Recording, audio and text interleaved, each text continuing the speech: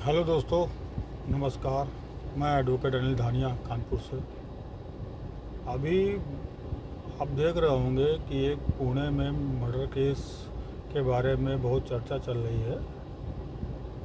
और उससे पहले भी पिछले साल में आपने देखा होगा बहुत से ऐसे केसेस हुए हैं जिसमें कि मंगेतर और पत्नियां जो अभी यंग एज की हैं वो अपने पति को, जैसे उन पर आरोप लग रहा है कि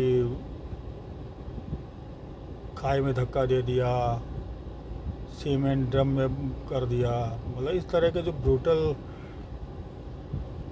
हादसे हो रहे हैं या मर्डर हो रहे हैं वो कभी कभी बहुत ही ज़्यादा भविष्य को लेकर चिंता व्यक्त हो जाती है कि हमारे जो जंजीज वगैरह हैं ये आगे की किस तरह की लाइफ जिएंगे। हम मॉडर्न हो, बेशक मॉडर्न हो, मगर थोड़ा अपने को संस्कार यहाँ मैं जो पेरेंट्स हैं उनको भी ये बताना चाहूँगा कि थोड़ा अभी भी समय है कि अपने बच्चों पर ध्यान दें, उनसे बातचीत वगैरह करें और उन्हें गलत सही क्या है ये चीज़ समझाएं। संस्कार तो एक चीज़ है ही है, वो बच्चे सीख ही लेते हैं, मगर थोड़ा उनको गलत सही के बारे में आप चर्चा करें और उनसे उनकी परेशानियां वगैरह पूछें। एक फ्रेंडली नेचर का रहने का आवश्यकता उत्पन्न होती दिख रही है ना, तो आगे के समय में बहुत दिक्कत हो जाएगा। तो अभी आपने देखा जो सिया और केतन अग्रवाल वाला केस चल रहा है, जिसमें ये आरोप लग रहा है कि सिया ने अपने बॉयफ्रेंड के साथ मिलकर केतन अग्रवाल को लोहगढ़ किला कोई पड़ता है पुणे में, वहाँ से ऊपर से धक्का दे दिया या हादसा जैसे बता रहे वो वाले में। तो इसमें अब थोड़ा चूँकि हम लोग वकील हैं तो जूनियर अधिवक्ताओं को थोड़ा कौतूहल होगा कि हम लोग मीडिया ट्रायल पे ज़्यादा भरोसा तो होता नहीं, ना वो एडमिसिबल वगैरह होता कोर्ट में। तो इसको थोड़ा एक केस स्टडी के टाइप का देखना चाहिए, क्योंकि अब जो हादसा हो गया वो तो हो गया, अब इसे सबक लेने की आवश्यकता होती है। तो एक अधिवक्ता होने के नाते मैं इसमें थोड़ा ये बताना चाहूँगा कि यहाँ पे मर्डर से ज़्यादा एविडेंस इम्पॉर्टेंट है। अब एविडेंस कैसा, क्योंकि यहाँ पे एक सर्कमस्टांशियल एविडेंस पे पूरा केस बेस दिख रहा है और उसमें एक लास्ट सीन थ्योरी का भी एक कॉन्सेप्ट आएगा।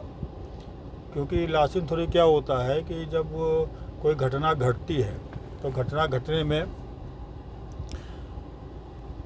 कि यदि जो विक्टिम है उसको आखिरी बार किसने देखा। अब ये चीज़ आने के लिए, चूँकि इस वाले केस में कोई आई विटनेस तो है नहीं, तो पुलिस को इसमें जांच में बहुत ही सावधानी से सर्कमस्टांशियल एविडेंस को चेन टू चेन ऐसी कड़ी जोड़नी पड़ेगी कि जिसमें वो इस तरह जुड़े कि वो लास्ट में गिल्टी पे प्रूफ हो। आप अगर इसमें लास्ट इन थ्योरी का कॉन्सेप्ट यूट्यूब वगैरह में जाके देख सकते हैं, उसके बारे में पढ़ भी सकते हैं। अब इसमें कभी कभी ये हो जाता है कि आगे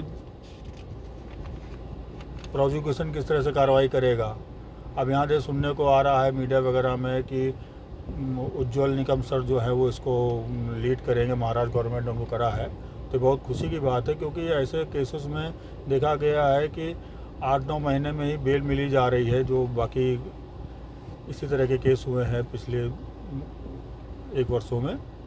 तो एक इसमें थोड़ा आपको हमने थोड़ा स्टडी करा है, तो उसके लिए आपको बड़ा सोच रहा हूँ साझा करूँ कि आप इसमें एक शरद बरकीचंद वर्सेस स्टेट का एक केस है, में सुप्रीम कोर्ट ने कहा है कि चेन इतनी कंप्लीट होनी चाहिए कि गिल्ट के में अंत हो। मतलब चेन जो सर्कमस्टांशियल एविडेंस में पुलिस पे अब जिम्मेदारी और बढ़ जाती है कि ये केस जो उनको जांच में आया है इसको इस तरह से सॉल्व करें कि नज़ीर बने और आगे चल के काफ़ी लोगों को फ़ायदा करें, और जिससे कि ऐसे हरकत करने में लोग थोड़ा सा डरें।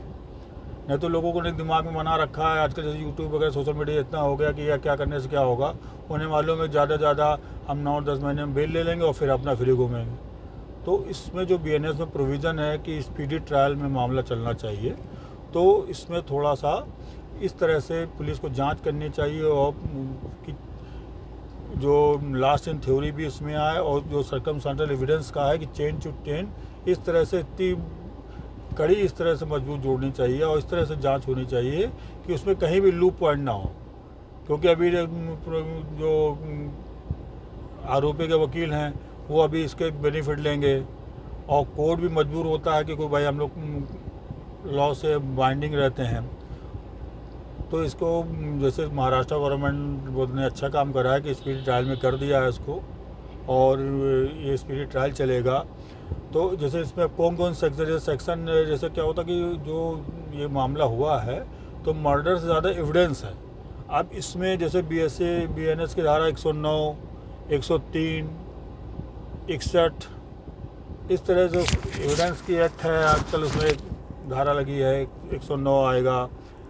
अब ये सब सेक्शन आप पढ़िएगा क्योंकि इसमें जो क्रिमिनल कॉन्स्पिरेसी है ये सब चीज़ आएगी। तो मैं यही कहना चाहूँगा कि जो ये लासिन थ्योरी है ये जूनियर अधिवक्ता इसको देखें और इस केस को केस स्टडी की तरह लें। अब जो चीज़ होना है जो उनको जो केतन अग्रवाल है उसके माँ बाप को जो नुकसान हुआ वो तो हुआ, बहुत बड़ा लॉस हुआ है। उनका इतना अच्छा लड़का चला गया है वो तो आ नहीं पाएगा। मगर जो ये जो कथित सिया है अब ये इसने जैसे बोला कि वो पैच लगाता था या वो हकलाता था तो ये कोई कारण नहीं है किसी को ऐसे मर्डर कर देना। अगर आरोप सही साबित होते हैं तो भाई इसका निष्पक्ष जांच हो और जो सर्कमस्टेंशियल एविडेंस है उसको चेन टू चेन काफ़ी जोड़ा जाता है।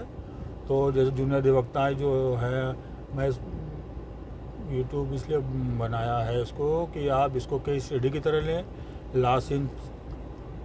लास्ट सीन जो थ्योरी है इसके बारे में पढ़ें और एविडेंस एक्ट की जो मजबूती होती है उसको देखें कि एविडेंस एक्ट कैसे इसमें लागू हो रहा है और एविडेंशियल वैल्यू किस तरह है। और शरद बरकीचंद वर्सेस स्टेट के केस को भी पढ़ें आप जिससे आपको ये काफ़ी फ़ायदा मिलेगा। और सर्कमस्टेंशियल एविडेंस पे कैसे केस होते हैं ये वाला केस जो है जो केतन अग्रवाल मर्डर केस जो पुणे में हुआ है ये आपको आगे देखने को मिलेगा कि इसमें किस तरह की कार्रवाई हुई है और किस तरह का माननीय कोर्ट इसमें अपना वर्डिक्ट रखती है। इसी तरह आपको और भी केसेस के बारे में बताता रहूँगा। तब तक के लिए जय हिंद।